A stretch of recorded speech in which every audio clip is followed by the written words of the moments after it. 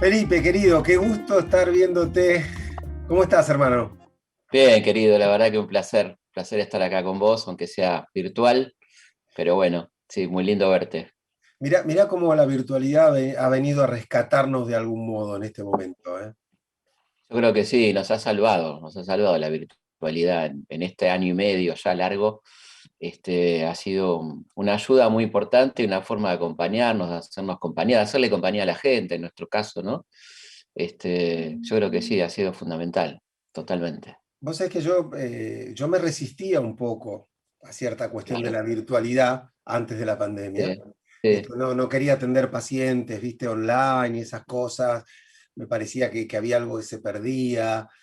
Y la verdad es que no sé si ha sido la necesidad que tenemos del sí. encuentro, del afecto, o si verdaderamente esto ya era así, pero por momentos hay contactos muy afectivos, digo, a mí en lo profesional me ha servido mucho. Sé que vos seguiste con tus clases, por ejemplo, Sí. de esta manera y que te ha funcionado muy bien también. Digo, hay algo de la subjetividad que puede jugarse igual a pesar de esta virtualidad. Yo creo que sí, todo está en la onda que uno le ponga, ¿no? Me parece que ahí está la cosa. Por supuesto que a los dos nos encanta lo presencial, nos encanta el público, la gente, el afecto, el ida y vuelta directo, pero la verdad que esto ha servido mucho y nos ha permitido llegar a lugares donde quizá no hubiéramos ido, no nos da el tiempo, no tenemos la posibilidad, ¿no? O estar al mismo tiempo en tantos lugares, como pasa cuando damos charlas o cursos ahora virtualmente, que es lindísimo, ¿no? Donde te encontrás con gente de otros países, de muchas provincias, eso está buenísimo. Eso es algo, me parece que es algo que llegó para quedarse, ¿no? Porque eso se podrá seguir haciendo cuando tengamos la posibilidad de seguir yendo a los lugares, ¿no? Sí, yo pensaba en algún momento, vos que entendés tanto de esto, pero cuánto hubieran dado los queridos inmigrantes, ¿no?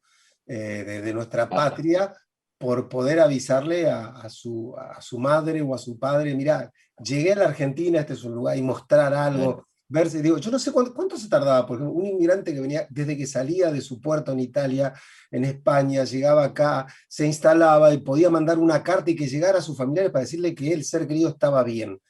O Y sea, un mes. Y la carta tardaba un mes y pico, ¿no? Un mes en llegar y por eso, por ejemplo, y peor todavía en el siglo XIX, ¿no? Cuando todavía no estaban los barcos a vapor, ponele, era vela, y entonces una carta desde que salía hasta que tenía su respuesta eran 4 meses, y por eso la gente escribía tanto. Me refiero a la extensión de las cartas, ¿no? Cartas de 15 hojas, 16 hojas, porque el tipo, la persona, hablaba de su situación, de lo que estaba pasando, de sus vivencias, de lo que quería, de su proyecto, de lo que esperaba. Eh, en esa esperanza, como decía nuestro querido común amigo don José de San Martín, ujú. la esperanza de que el correspondiente me corresponda, ¿no? Es una frase hermosa, ¿no? Porque ahí está el sentido de la palabra correspondencia, que es una hermosa palabra, ¿no? Que alguien te corresponda, es muy lindo, ¿no? Y él decía que se sentía muy bien cuando se sentía correspondido, no cuando alguien le contestaba la carta formalmente, sino que lo correspondía en todo lo que él había puesto, que eran sus sentimientos, sus sensaciones, lo que estaba viviendo, lo que soñaba, lo que quería, ¿no? Por eso era tan importante y es tan importante para nosotros el género epistolar en la historia, porque ahí encontrás un material riquísimo, ¿no? Sí, además la manera en la que se volcaban las emociones y podés conocer, o sea que yo he aprendido, por ejemplo, de Freud, eh, Sí. tanto de sus cartas como de sus escritos teóricos. Y un tipo que escribía muchísimo, pero mucha carta, Y muchísimas que, cartas. tremendo, tiene 2 tomos Claro, de cartas. claro, claro, Y en las cartas contaba lo que iba pensando, contaba de sus afectos, de sus miedos, de sus claro, temores, y te claro. personifican a alguien de una Sí, manera muy, muy potente, muy sí, potente. El amigo Carlos Gardel, del cual nos has estado escribiendo ahora, ¿era un escritor de cartas? sí, sí, muy lindas cartas, hermosas cartas. Una gran correspondiente era su madre, que le escribía y le contaba todos sus temores, pasiones, miedos, éxitos y demás. Otro gran confidente era su administrador de Fino, que hay toda una cantidad impresionante de cartas desde Nueva York, te diría casi cotidianas. Él era una persona un poco insegura a veces, y necesitaba a alguien que lo apoye, que lo respalde, ¿no? Tipo frágil en un punto, que no parezca. Y entonces era de una correspondencia casi cotidiana que no esperaba la respuesta, ¿no? Escribía por ahí 3 cartas por semana, te das cuenta que está como ansioso, y le va contando los contratos con la Paramount, qué le parecen los Yankees, y bueno, todas esas cosas muy lindas que los líos que tiene con sus guitarristas, las mujeres que va conociendo. Bueno, todo eso se lo cuenta De Fino, que le escribe muy bien, le contesta muy bien, de una manera de contención muy linda, que evidentemente entendía lo que Gardel estaba necesitando, ¿no? Allá lejos y de una ciudad como Nueva York, ¿no? Sí, claro, claro. ¿Delfino es el mismo Delfino autor de tangos? No. No, es De Fino. Era una persona que se dedicaba a la administración, un tipo que él conoce en una escribanía y que termina siendo un administrador muy importante para él, que le organiza bastante su vida porque era un tipo que no tenía idea de la guita que tenía. Eh, Hay una anécdota muy linda que le dice a él justamente, estoy necesitando 80 pesos, no sé cómo hacer. Y dice, bueno, haga un cheque porque en el banco tiene como 3.000. Claro, el tipo no tenía idea, era muy mano abierta, ¿no? Se la pasaba dándole plata a los amigos, a los que le mangueaban en la calle, o sea, no paraba de ayudar a todo el mundo, y en esa cuestión no tenía una noción de la guita que tenía, ¿no? Que en un momento fue mucha y que se la fue dilapidando un poco con el juego, que fue una de sus debilidades importantes, ¿no? Las carreras a caballo, ¿no? Sí, claro, claro, Esa claro. famosa frase, viste, de Gardel, que es, a mí me perdieron las mujeres ligeras y los caballos lentos. Qué linda frase, qué linda Muy frase. bueno, muy bueno. Sí, Fuerte, fuerte. Vos sabés que voy a hacer una alusión, perdón, a, tres de mis ensayos, que uno habla sobre el amor, el otro habla sí. sobre la pasión y el otro Mm, habla sobre el duelo. el último. Sí, si yo te preguntara en ese orden, ¿cuál fue el gran amor de Gardel? ¿Cuál fue su gran pasión? ¿Y cuál fue su gran duelo? ¿Qué me dirías? Yo creo que gran amor no tuvo gran amor, tuvo amores, ¿no? Era un tipo que no se lo permitía del todo. Tuvo un lindo vínculo con Mona Maris, ¿no? Tuvo una novia como María Isabel del Valle que duró varios años, casi una década, pero una relación un poco conflictiva, ¿no? Porque él se la pasaba viajando y en cada puerto un amor. No tuvo un gran amor, el gran amor de su vida uno no podría decir cuál fue, ¿no? Tuvo algunos amores un poco más duraderos, más pasionales. Eh, Era un tipo que no le gustaba mucho hablar de su vida privada, ¿no? Y de Cuando le hecho preguntaban medio se ha fantaseado con que las mujeres no le gustaban, porque no se claro, con que era reía mucho. homosexual. Sí, Claro.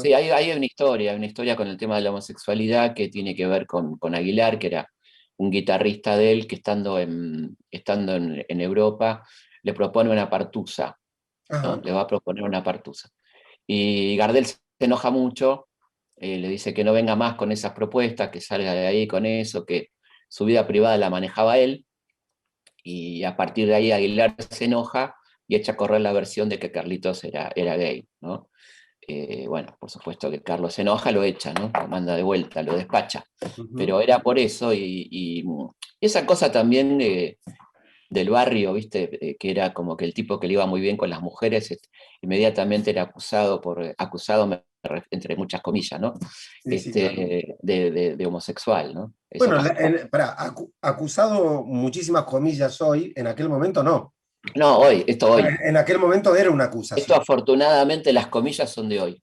En aquel momento era una acusación bastante indeleble, ¿no? Y por eso tanta gente estaba en el placar, ¿no? Estaba en el closet porque confesar la opción sexual era muy complicado en aquel momento, tanto para las mujeres como para los varones, ¿no? Este, Sí, eso hay muchos yo casos. pienso, por ejemplo, viste esa acusación como tal, digo, Sí, que pasaba en la época sobre Belgrano, ¿no? claro, la Digo acusación. que, es más, corregime, Felipe, la época de Belgrano era un delito, la homosexualidad. Era un delito, y más en una persona en un cargo militar. Así que sí. Pero bueno, también ahí eso fue una acusación que no tuvo ningún fundamento. que se echó a rodar más bien después de su muerte. Yo creo que los enemigos de Belgrano no encontraban cómo atacarlo, un tipo tan buena persona, Íntegro, tan íntegro. íntegro, honesto, que la única guita que tuvo la donó para hacer escuela, que murió en la pobreza, bueno. Y entonces gente a la que incomodaba Belgrano, porque Belgrano era un tipo que planteaba un cambio muy fuerte de la sociedad, ¿no? Una mejor distribución de la riqueza, la industrialización, bueno, muchas cosas que a una gente le molesta, y entonces encontraron la forma de atacarlo, acusándolo de homosexual, acusándolo justamente, como bien decís, era una acusación en ese momento, y que en algún momento eso manchaba a una persona, ¿no? En un país tan machista, y eso fue fuerte, ¿no? Exactamente. Sí, sí, sí, claro. Digo, ¿cuánto ha tenido que recorrer? ¿Cuánto hemos tenido que recorrer? Digo, para Sí, llegar a este lugar en el que estamos, que aún tiene, te diría yo, igual aún hay que salir a defender ciertas cosas. Parece sí, una locura, sí. pero aún hay que salir a defender ciertas cosas y pelearse con ciertos pensamientos de conservadores de extrema, ¿no? Con Sí, respecto sí, a uno toda la mismo, sexualidad. nosotros mismos, Gaby, nos estamos deconstruyendo todo el tiempo, ¿no? Porque hemos sido formados en una cultura machista, patriarcal, donde hay ciertos vicios y ciertas cosas que son muy fuertes y están muy presentes. Entonces uno todo el tiempo, afortunadamente, lo hacemos con gusto, porque entendemos qué es lo que tiene que ser, pero alrededor sigue habiendo barbaridades, y seguís escuchando barbaridades, y seguís viendo un manejo mediático de ciertas cosas que es insoportable, ¿no? De cómo se cuentan o se narran los femicidios, o cómo siempre se pone la sospecha en la víctima, ¿no? Todo eso es algo que sigue ocurriendo cotidianamente, ¿no? Sí, claro, claro, claro. Y viste con todo esto, bueno, el tango, Sí, que Gardel ha mamado tanto, sobre todo los de Celedonio Flores y eso, sí, se hacen como difíciles de escuchar. sí, sí, sí, claro. Sí, sí, hay tangos tremendos, ¿no? Donde hay violencia de género, Sí, efectivamente. Sí, sí. tortazo, digo, por hablar de Caso, y bueno, milonga. le encajó 34 puñaladas, hay uno, ni más ni menos, ¿no? Sí, Este, amablemente se llama. amablemente, ¿no? Amablemente, que cantaba Rivero, Rivero. tremendo, tremendo tango. Sí, sí, sí, hay también ahí toda una cuestión del tango, y hay otra manera de mirar el tango que a mí me parece interesante, que es cómo miramos Mi Noche Triste, por ejemplo, ¿no? Que fue el primer tango canción. Primer eh, tango con letra, el claro, primer de lo tango con tuyo. letra, y que, o sea, había tangos con letra, pero este fue como el que tenía el corpus del tango, ¿no? Lo que iba a ser el tango queda claro a partir de Mi Noche Triste, donde durante mucho tiempo se dijo sin ninguna lógica ni ningún fundamento, que era el tango entre un cafillo y una prostituta, ¿no? Que era Ujú. la historia de ellos. No hay nada en ese tango que hable de eso, para nada. Es un Mm. amor, es un hombre abandonado por una mujer, lo cual habla de una época, ya estamos entrando cerca de la década del 20, donde la mujer va a empezar a plantearse muchas más libertades, o va a empezar a proponer más libertades. Tiene la posibilidad de abandonar a un hombre, la mujer, de ese tango, ¿no? Y ese hombre queda destrozado porque la mujer no está. Y es interesante, ¿no? Como el tango también le da ese lugar tan importante a la mujer. Así como hay tangos tremendos, hay una exaltación de la mujer muy lindo en muchos tangos, que tiene que ver con que el hombre no soporta la vida sin una mujer, ¿no? El tango Eso tiene algo también. de amor cortés, rescata algo del Sí, amor cortés, ¿no? sí, De este hombre que ponía a la dama por encima de todo. tal, Digamos, claro, por lo general lo hace con una poética a veces rara, en el sentido de decir, bueno, claro. es pan de Sí, mis dos hijos todo el lujo que te da.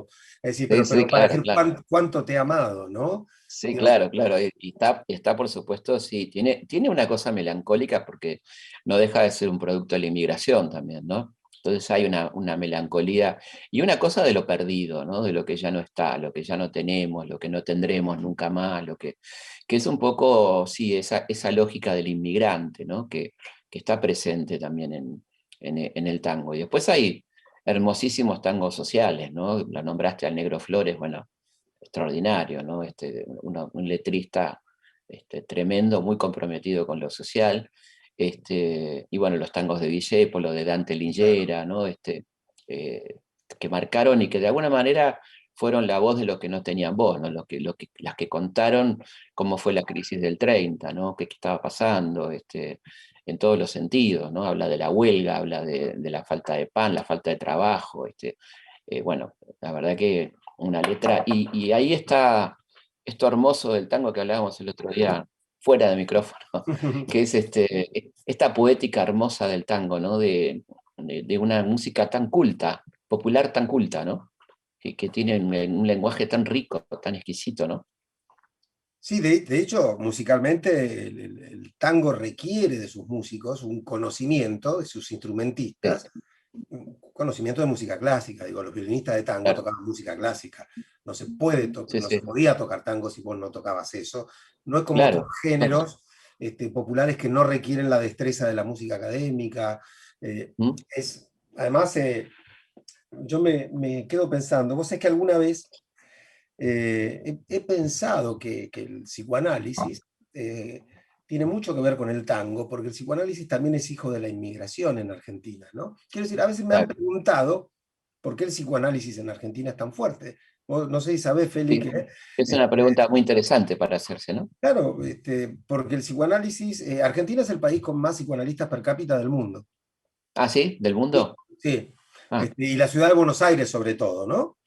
Eh, y, Y yo me atreví a pensar alguna vez, esto por ahí es más poético que cierto, pero vos me vas a acompañar, sí, que esto tiene que ver porque el psicoanálisis se encarga de lo perdido, claro. de lo que no hay y de la falta, Mm, no del cómo, sino del por qué. ¿Sí? claro, Y yo creo que en un lugar, porque a mí se dice, ustedes, pero ¿por qué hablan tanto con los árabes? ¿Cómo se animan a hablar? Me decía una vez en España, ¿no? Nosotros no le contamos nada a nadie. claro, Y yo siempre pensé, digo, que bueno, que esos inmigrantes que vinieron, que dejaban su idioma, su familia, de duelo en duelo, de pérdida en pérdida, y que lo único que tenían era el vecino de al lado de la habitación para conversar en el idioma más o menos que se pudiera acordar claro, entre ambos para claro, contarle por qué estaba triste y a usted qué le claro. pasa. Se Sí, sí, hizo sí. como, nos hizo escuchas del dolor esa inmigración, Ujú. me parece, ¿no? Sí, total, Fue total. una inmigración que requirió del armado de una emoción, de una amistad, de una escucha y de una palabra. No sé si vos Sí, lo ves así. sí, yo lo veo así. Sí, primero que había una inmigración en principio de hombres solos, ¿no? Que venía gente sola, venía a probar suerte. Después venía la familia en todo caso, pero en principio era venir y bueno, en general no la pasaba muy bien, estaba muy solos, ¿no? El problema del idioma en algunos casos. Así que yo creo que sí, la necesidad de la pérdida está presente, incluso hay todo un género de cartas mentirosas, ¿no? De inmigrantes que cuentan un éxito económico que no han tenido, que no es real, ¿no?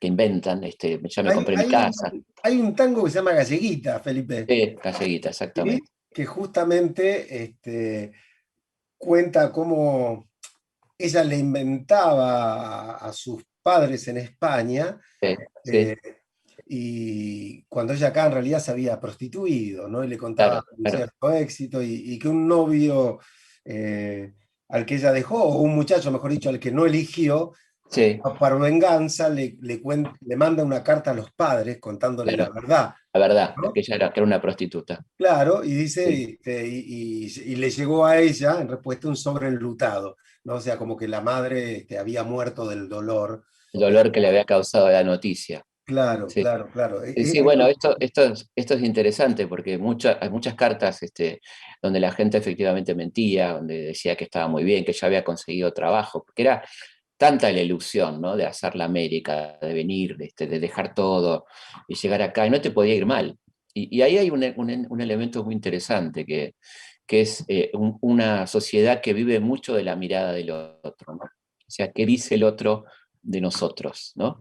¿Qué dice el otro es más importante quizá lo que dicen de vos que lo que realmente sos o lo que te pasa, ¿no? Estar tremendamente pendiente de la mirada ajena, me parece a mí, ¿no? Que es un elemento muy nuestro, ¿no? En otros lugares decís que han tenido este tipo de migración y esas cosas, no se ha dado tan fuerte este fenómeno. A mí me parece que no, me parece que no. Yo creo que acá hay una cosa muy, muy particularmente, no conozco todo en detalle otras sociedades en ese punto por ahí, pero la norteamericana, por ejemplo, fue una sociedad que asimiló rápidamente a los inmigrantes, ¿no? Ujú. que les dio cabida muy rápidamente, incluso los nacionalizó rápidamente. Acá el nivel de nacionalización era bajísimo, le ponían miles de trabas y mucha gente se volvía. Pocas cosas, una cosa que se cuenta poco es que hubo una vuelta en algún momento de casi la mitad de los que venían, ¿no? Que no se quedaron. Por no sentirse incluidos, por no encontrar el trabajo que buscaban, ¿no? Y en cambio Estados Unidos fue muy inteligente en ese sentido, muy receptiva, y los nacionalizó, los incorporó, hizo una política inmigratoria un poco más racional, entendiendo que la gente que llegaba tenía que tener trabajo. Acá eso no importaba, acá había una política muy del tipo de la generación del 80, vengan todos y vemos qué hacemos, ¿no? Y por supuesto que no había trabajo para todos, y la mayoría eran campesinos que querían trabajar en el campo y no pudieron llegar al campo, se quedaron en la ciudad, ¿no? Y eso también fue un elemento interesante, ¿no? Esa frustración de venir para una cosa y ser otra, ¿no? De venir con la idea de tener tu tierra, gente que nunca la tuvo, y terminar viviendo en un conventillo y trabajando de vendedor ambulante, ¿no? Eso Claro, también es un elemento. claro, y además vos sabés que la frustración es un tipo de pérdida. No, Ujú, no todas las pérdidas son iguales, ¿no? No es lo mismo claro, una frustración que una privación, por ejemplo, ¿no? claro, Este, digo, la frustración es el tipo de pérdida que se da cuando alguien pierde o no obtiene aquello que cree que merece tener, claro. ¿sí? Por eso la frustración genera mucho enojo. ¿Viste? Cuando uno dice, Sí, pero mira, sí. le dieron el premio a ese en vez de dármelo a mí, o le dieron el Sí, trabajo a aquel en lugar de eso dármelo a mí. es tremendo eso, ¿no? Y es tan frecuente acá. Siempre hay una sensación de que uno está para más, ¿no? Claro, digo, porque Es- lleva justamente a aquellas personas que tiene que ver con lo otro que vos planteabas antes, ¿no? Con el maltrato al que obtiene algo, ¿no? Como si claro, yo dijera, claro, mirá, le publican a Piña y no a mí, ¿no? A claro. Piña, justo, Sí, mirá, como si no, y vos decís, bueno, es sí, que el tipo lo merece, pero como yo creo que me lo merezco yo, entonces al claro, sentirme claro. frustrado, tengo como el enojo y la agresión. Y eso tiene Y un mucho que ver también sentimiento con la mirada muy, del otro. y un sentimiento muy fuerte acá que es la envidia, ¿no? En nuestra sociedad, digo, ¿no? Un sentimiento muy potente, ¿no? De esto de estar atento al otro también, ¿no?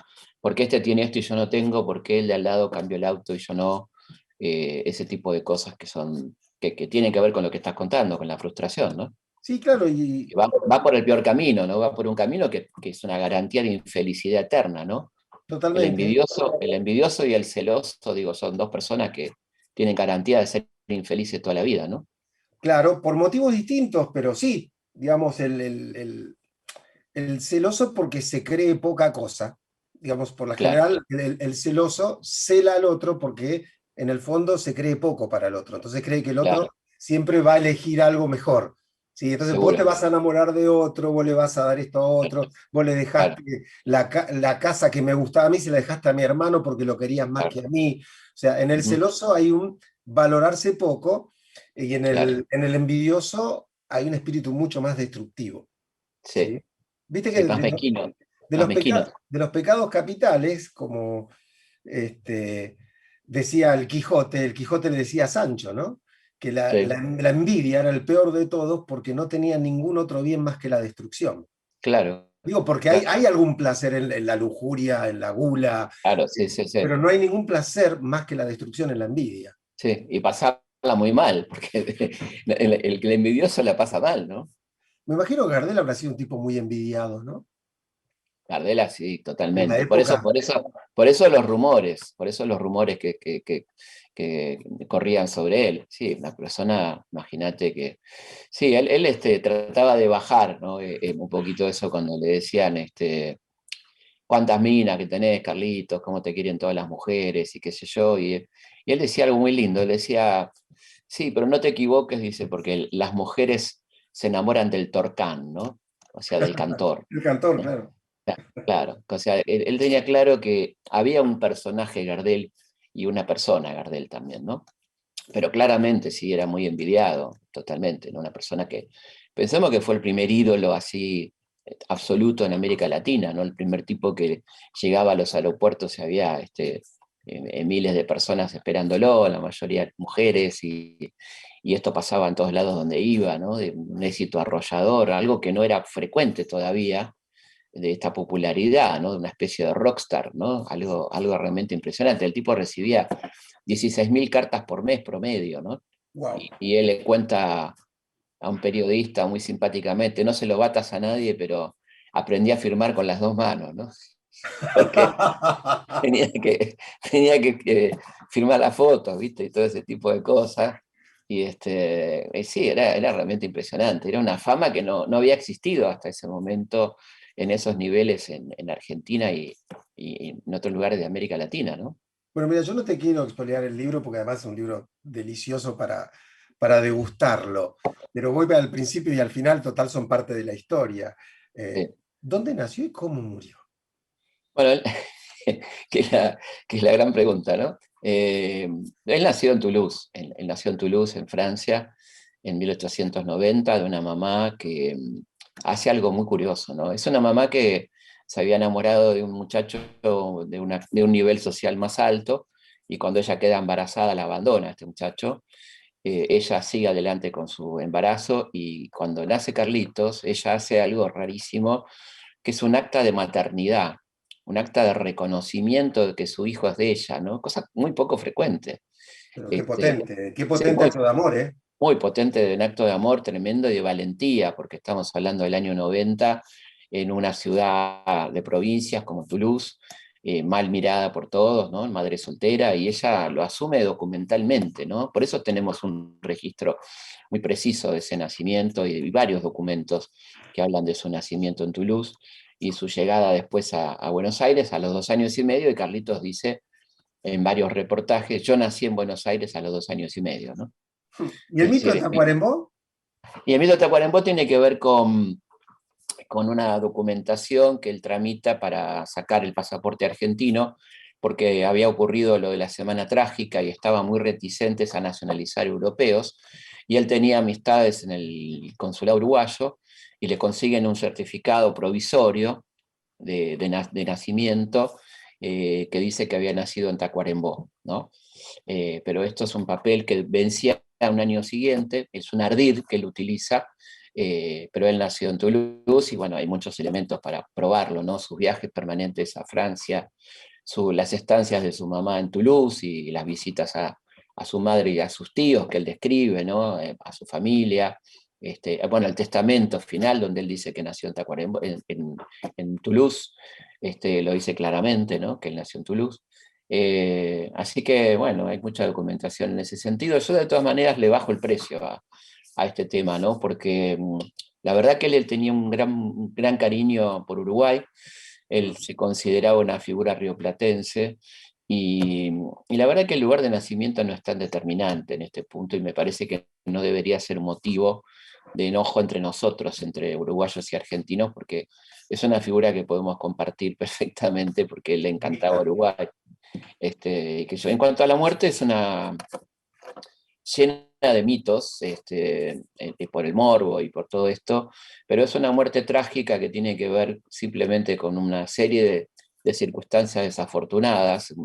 Un piloto muy bueno, colombiano, Samper Mendoza, que estaba acostumbrado a manejar aviones pequeños, que tenía pocas horas de vuelo en este tipo de avión, que era un trimotor bastante grande, una pista que estaba en muy malas condiciones, y por lo tanto el piloto tiene que tomar un ala lateral de la pista donde no tiene buena visibilidad, y hay un avión que está estacionado en la otra parte de la pista que él no llega a ver. El banderillero, en ese momento la señalética era manual, el banderillero no advierte la llegada de esta nave. Bueno, todo eso lleva a un accidente que es un accidente, no hay ningún tiroteo, no hay nada raro dentro del avión. Hay 3 testigos presenciales sobrevivientes de la tragedia que contaron exactamente lo que pasó coincidentemente, y no hay nada de esto de disparos, discusiones o ese tipo de cosas dentro del avión. Así que fue un trágico accidente muy grave, porque los dos aviones tenían los tanques llenos, ¿no? De gasolina, y bueno, fue un incendio tremendo que no permitió que los bomberos llegaran un poco más rápido a la zona, ¿no? Así que fue muy trágico y muy tremendo. Y cuando Carlos estaba en su mejor momento, ¿no? O sea, es mentira que estaba en decadencia o algo así, todo lo contrario, estaba con un programa de radio en Nueva York. Se había llevado a la gira a un profesor de inglés, porque a la vuelta de la gira él iba a tener un programa en inglés en la NBC e iba a filmar en Hollywood, así que imagínate lo que venía, ¿no? Un Gardel mucho más internacional todavía de lo que ya teníamos, ¿no? Así que el accidente fue, bueno, en el peor momento, en algún sentido, y en el mejor momento de su carrera, ¿no? Sí, uno de los primeros, uno de los creadores de los videoclips. Exactamente, el primer videoclip, podríamos decir, que se grabó a fines del año 30, 15 videoclips, que los grabó Morera, y algunos de ellos realmente unas joyas, ¿no? Porque son como documentos históricos, porque ahí aparece el Negro Flores, aparece Bacareza, aparece Discépolo, Sí. y él interactúa con cada uno de los autores, y en el caso de Discépolo es muy simpático porque le pregunta por qué escribió Gira Gira, ¿no? Y todo eso. Y después hay un paso de comedia en Viejo Smoking, donde Gardel actúa y ahí hablan de la crisis y bueno, porque él tiene que vender su smoking, él no lo quiere vender, lo único que le queda, ¿no? De la otra vida en medio de la crisis. Y hay un diálogo ahí donde uno de ellos dice que lo habían echado del trabajo y que a pesar de ser revolucionario de la primera hora, dice, ¿no? Pero está hablando de la revolución del 30. Bueno, una joya, la verdad que esos 15, de los cuales se conservan 11 aproximadamente, de esos cortos son extraordinarios, ¿no? Y contame, Félix, que vos te metiste en este mundo tan gardeliano, uno de mis músicos preferidos, por supuesto, la voz de histórica de la Argentina, no es Sí. un mito, no es un mito, No, no, la es voz una más voz. bella, es dicho por todo el mundo y todo Sí, aquel que sí, sí, escribía música. Después, sí. viste, viene alguno y dice, no, a mí me gusta más este, digo, el gusto es una cosa y hay cosas que son indiscutibles, Claro, que no, no no, tienen que ver con no, gustos, no con lo vamos a técnicas. discutir. No, Claro, no. pero digo, vos que te metiste en este mundo, ¿qué tango es el que más te terminó gustando? A mí me volvió loco, me vuelve loco Soledad. Soledad me parece En la plateada esfera del reloj, las horas que agonizan se niegan a pasar. tremendo, tremendo, tremendo. Qué Y aparte letrista letera, ¿no? y También. la musicalidad de ese tema, ¿no? Tiene todo es lo que él hace con esa voz única, ¿no? Con ese tema que es un tema triste, pero que una potencia que me encanta, ¿no? Me parece uno de los más lindos y la ventaja que tenés con ese tipo ese último repertorio de Carlitos es que está grabado muy bien, porque ya ahí había una técnica muy, muy superior a las primeras grabaciones, Ujú. entonces escuchamos un Gardel nítido, un Gardel muy sólido también, porque ya era un tipo que ya había estudiado canto, viste, que se había perfeccionado mucho, porque cuando Caruso lo conoce en el año 15, que están en un barco, en un encuentro felinesco, digo yo, ¿no? Le hubiera encantado filmarlo a Fellini eso, porque era Caruso y Gardel en un barco, y Gardel le canta y Caruso le escucha, le dice, tiene una voz extraordinaria, pero estúdiela un poquito más, fórmela un poquito más, y baje el tono de tenor a barítono, le dice, ¿no? Ah, mira qué interesante. Es un barítono natural, tiene una voz extraordinaria para cantar en cualquier teatro del mundo, le dice, cualquier teatro lírico, le dice. Y ahí él contrata al profesor Bonesi, que era un profesor del Colón, y por eso la N y la R, ¿no? Ujú. Tanto se le critica o se lo... Bueno, era una técnica del momento para La cantar técnica vocal, clásico. exactamente, una técnica que usaban todos los cantantes líricos.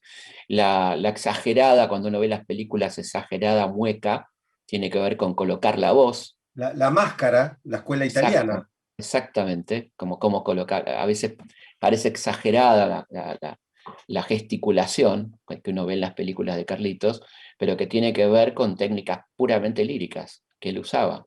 Así que escucharlo es un placer. Yo escribí el libro escuchándolo, ¿no? Recordemos que tiene grabado más de 800 temas, o sea que tenés para entretenerte. No, es extraordinario. Y bueno, es extraordinario lo que hace el tipo como él decía, ¿no? Él decía que no era un cantante, que era un intérprete. Mirá qué linda expresión, ¿no? Como que él interpretaba, y le encantaba, y lo dice en un reportaje muy lindo en Diario Español, le encantaba a veces hacer una introducción glosada, ¿no? Como una introducción en verso, o introducir al tema que iba a cantar con unas palabras propias, digamos, para poner más en clima al espectador, ¿no? A la persona que lo iba a escuchar, pero realmente uno siente que él está interpretando los tangos, ¿no? Porque se mete claramente, ¿no? en el personaje, ¿no? Ahora, Cuando escuchas Chorra, por ejemplo, como que era un tango sí. que a él le cantaba, ¿no? Chorra, viste, toda la potencia que pone ahí, ¿no? Y el padecimiento irónico, ¿no? Que pone en ese tema, ¿no? Sí, pero con una maestría muy particular, porque después eh, se ha llevado lo que es la interpretación a un canto deficiente. ¿Viste? Alguien Sí, que dice, bueno, mira, sí, no sé si tiene una gran voz, pero ¿cómo interpreta? Digo, la claro. interpretación de Gardel tenía ya el piso alto, es decir, no había ninguna deficiencia técnica. No, no, no. A partir de ahí interpretamos, pero no era la interpretación que cede la calidad vocal o la técnica. Claro. Sí, ya cuando tenés que explicar, está complicado, ¿no? Claro, claro, claro. No sé, nuestro común amigo, el Negro Dolina, solía decirme, ¿viste, Rolón, esos cantantes que se ponen expresivos cuando llegan los agudos? Claro. Se Ese pone cuando tenía expresivo. que dar el Está agudo, buenísimo. expresaban, hablaban. Está buenísimo. Claro, se pone expresivo. No, claro, este era una cosa, qué sé yo, escuchás y es un manantial, como dice él en Betty Peggy. Es un Sí, manantial, Lluvias ¿no? de New York. Es una cosa increíble, ¿no? Como uno disfruta escuchando a este muchacho, que quedó muchacho para siempre, ¿no? Quedó con Sí, 44 para siempre, ¿no? sí, sí, sí. ¿Tenemos calle, Carlos Gardel? Sí. Tenemos. ¿Abasto? ¿En el Abasto? En el Abasto tenemos la calle Carlos Gardel, donde está, este, ahí que cortas cerquita donde está el museo Casa Carlos Gardel, que está en la calle Jean Jaurès. Mm. Fíjate qué curiosidad, Jean Jaurès era nacido en Toulouse. Ah, mira vos. Y cuando vas a Toulouse, ciudad que recomiendo, es muy bonita, una ciudad preciosa, en la plaza central, la plaza del Capitol, hay una hermosa recoba donde están los barcitos, ¿no? Como esas plazas cerradas de Europa, y en los techos han hecho frescos con las figuras de Toulouse y está un hermoso fresco de Carlitos al lado del fresco de Jean Jaurès, ¿no? Mira vos, Que qué era bueno. muy curioso porque era, bueno, un gran político socialista, Jean Jaurès, y la calle donde le compra la casa a la madre está ahí en Jean Jaurès al 700, que hoy es un muy lindo museo, el Museo Casa Carlos Gardel, ¿no? Claro, claro, claro. Te preguntaba lo de las calles, pues sé que estás en este momento con el armado en tu cabeza de un libro acerca del porqué de los nombres de las calles de Buenos Aires, ¿no? Exactamente, en eso Y, estoy, la verdad que y te quiero es hacer una muy... pregunta en base a esto. ¿Por qué no tenemos calles con nombres de caudillos? Sí, viste, no, prácticamente no tenemos. Los caudillos patrios, digo. No, no, no, prácticamente no tenemos calles con nombre de caudillos. Tenemos una Facundo Quiroga, que es una calle la que está atrás, que saldría del Ital Park para ser viejo, para confesar nuestra edad, Para ser histórico. para ser histórico, y que va por atrás de Canal 7, ¿no? Del ATC. Chiquita es muy chiquita. Sí, es chiquita y muy, bueno, de hecho no vive nadie en la calle Quiroga. Y sí, y después tenés los sobrevaluados, ¿no? O no sé cómo llamarlo, ¿no? Los Ramón Falcón, por ejemplo, ¿no? Que fue un asesino de obreros que reprimió la huelga de trabajadores y que desalojó a la gente de la huelga de inquilinos del 7, ¿no? Y que tiene la segunda calle más larga de Buenos Aires, el comisario Ramón Falcón, ¿no? Por ejemplo. Este, una gran cantidad de calles con nombres de militares, muchos excesos, me parece a mí. Así, por supuesto que hubo mucha gente valiosa, ¿no? Dentro de los militares de la independencia, pero ahí tenés un poco de todo. Eh, Muy pocas mujeres, ¿no? Tenés el barrio de Puerto Madero y un poquito más. Eh, Pocos científicos, pocos literatos, ¿no? Comparativamente me refiero a la proporción. Y bueno, y me parece que están faltando calles, ¿no? Yo creo que Y están hay calles sobrando algunas, ¿no? están sobrando. Por eso Están sobrando muchas. yo siempre digo que no se preocupen porque tenemos lugares para llenar, casilleros para llenar, porque con las que podríamos cambiar estamos, qué sé yo, no tenemos una calle Favaloro, por ejemplo, ¿no? No hay una Ujú. calle Favaloro, ponele un Pero ejemplo. No, y ahora digo, también cómo la elección del nombre de ciertas calles te puede dar cuenta de la idea de nación de quien estaba en ese momento, ¿no? Sí, Entonces, sí, me sí, acuerdo que cuando llegó Raúl Alfonsín, cambió Canning y le puso Scalabrini y Ortiz, por ejemplo. claramente, sí. Hubo algunas movidas de calles que te daban una mirada más patria, más Sí, eso nacional. había sido ya antes, la dictadura volvió a ponerle Canning y Alfonsín volvió a ponerle Scalabrini y Ortiz, ¿no? Un gran historiador del radicalismo, bueno, que venía de Forja Sí, y que claro. estudió particularmente el tema de los ferrocarriles británicos y todo eso, ¿no? Por eso era interesante el reemplazo de Canning, que era el homenaje al primer ministro inglés, por Scalabrini, estaba bueno ese cambio, ¿no? Ujú. Eh, sí, no, es un tema apasionante, la verdad que me estoy divirtiendo mucho. Son 2000 calles, ¿no? Va a ser un libro como más temático, no va a ser un diccionario, sino más temático de curiosidades, porque es medio inabarcable, ¿no? El callejero porteño es un universo, tenés lo que quieras, ¿no? Y sí, tenés desde el nombre de un perro, policía, chonino, Ujú. este, hasta nombres abstractos, tipo el alfabeto, bueno, muchas cosas así, curiosos también, ¿no? Bueno, decime. ¿Qué calle está faltando? ¿Qué nombre de calle está faltando si pudieras elegir una? ¿Y qué nombre de calle está sobrando si la pudieras sacar ya? Bueno, yo creo que ahí dijimos Favaloro, por ejemplo, que se podría reemplazar por Ramón Falcón, ponele. Ujú, No hay una calle Alfonsín todavía, por ejemplo. ujú. Eh, Hay sí en varias ciudades argentinas, calles Alfonsín, en Ushuaia, en Río Gallegos, varios lugares. Acá no hay. Hay un proyecto de estación de subte, Congreso Alfonsín, por ejemplo. Eh, Me parece que faltan más mujeres, más poetas, más escritores, ¿no? Me parece que, no sé, hay muchas cosas que podríamos revisar del callejero porteño, ¿no? Hay una calle que sobra, es Cisneros, ¿no? Como vamos a tener una calle con el nombre del último virrey que, fíjate vos que llegó acá y hizo una masacre, la masacre de Chuquisaca en La Paz, ¿no? Que fueron los antecedentes de la revolución. Un tipo que preparó una contrarrevolución contra la Revolución de Mayo fue echado del país por eso, ¿no? Y tiene una calle chiquita, pero es absurdo que tengamos una calle Cisnero. Y después tenemos una cosa, entrando en tu disciplina, que es esquizofrénica para mi gusto, por ahí cometo una... pero que es que la avenida Cabildo, que es la avenida que homenajea a la Revolución de Mayo, el Ujú. famoso Cabildo Cabildo Abierto, abierto. claro, del 22, está cortada por un montón de virreyes. Del Pino, Laguerre y Feliú, Arredondo, que lo metieron Arredondo, ¿viste? ahí y Bueno, todo. claro, bueno, tenés, es increíble, ¿no? Que eso ocurra. O sea, hay algo raro ahí. No sé si está bien usado el término esquizofrénico, pero No, no, no, está bien en o al menos yo diría ambivalente y claro, conflictivo. ambivalente por lo menos, claro, Claro, y conflictiva como es realmente nuestra patria, ¿no, Felipe? claro, Quiero decir, claro. esta cosa de no ha sido muy bien pensada, sino que ha surgido un poco a los Exacto, ponchazos, ¿no? exactamente, mucho de ponchazo, mucho de vamos viendo. El vamos viendo ha sido una forma bastante frecuente, ¿no? Que nos ha perjudicado bastante, el vamos viendo. Sí, y vos Porque sabés en que definitiva no van viendo, ¿viste? No vamos viendo. no, quedó y quedó, ya Sucede, está. sucede, sí. No, no, pero vos sabés que hay gente que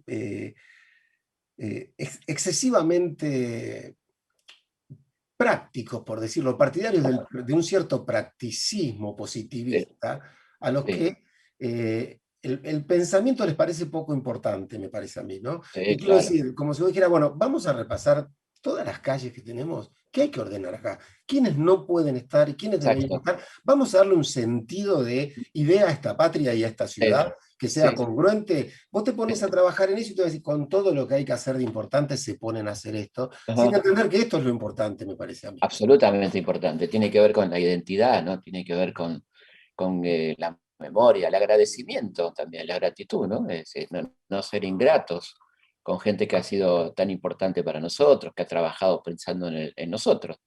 Los que pensaron en el futuro en el siglo XIX estaban pensando en nosotros, ¿no? Entonces, bueno, una manera de gratitud es esa. Y aparte es rarísimo vivir en una calle que no sabes quién es el tipo que tenés en la puerta, ¿no? Sí, Eh, claro, claro, es claro, curioso.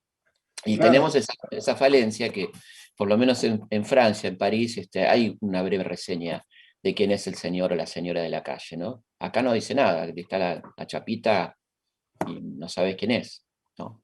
Sí, claro, claro, claro. Vos sabés que yo viví alguna vez en una calle que en una época se llamaba Canalejas Ujú. y fue reemplazado por Felipe Vallese. Sí, Y los exactamente. antiguos vecinos protestaban y preguntaban quién es Felipe Vallese. Claro, ¿Por qué le van a exactamente. poner Felipe Vallese? Claro, Es porque lo como si no se tratara de secuestraron, nadie, ¿no? secuestraron en esa calle, efectivamente, ¿no? Que fue un obrero metalúrgico secuestrado durante la presidencia de Guido y que se usó con él el método de la escuela francesa, que ya está instalada en Argentina, el método argelino, ¿no? Ujú. De desaparición, secuestro y tortura, ¿no? Y esto fue en 1962. Fíjate que se estaba ensayando algo que se iba a transformar en trágicamente masivo después, ¿no? Qué Así que bárbaro. es una calle muy bien puesta, la Felipe Vallés. Totalmente, totalmente. Pero bueno, uy, ya nos hemos pasado del tiempo que nos dijeron, Feli. Bueno, Pero, che, qué lindo hablar con vos, sí, qué la verdad lindo que es un placer. aprender con vos.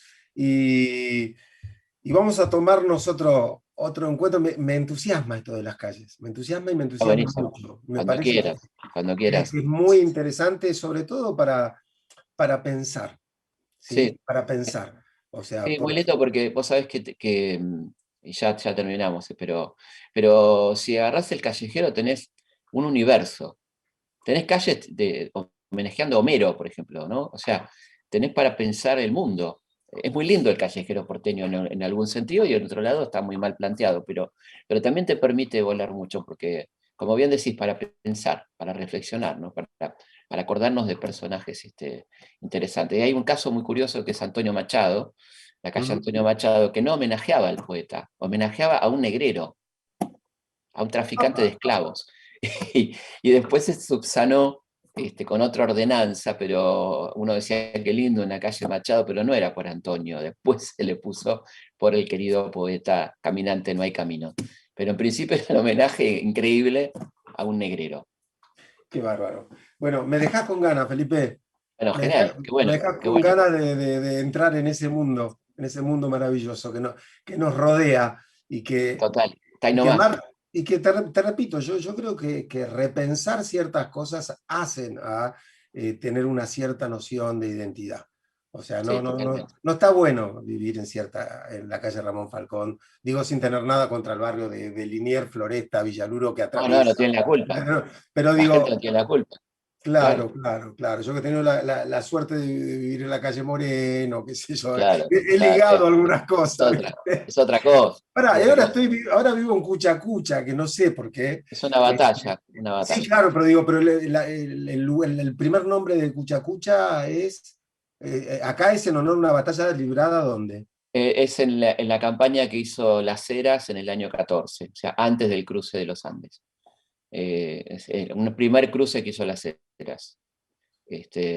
Pero sí, es una batalla que todo el mundo se ríe por Cuchacucha, esquina Guau, ¿no? El viejo chiste. El viejo chiste.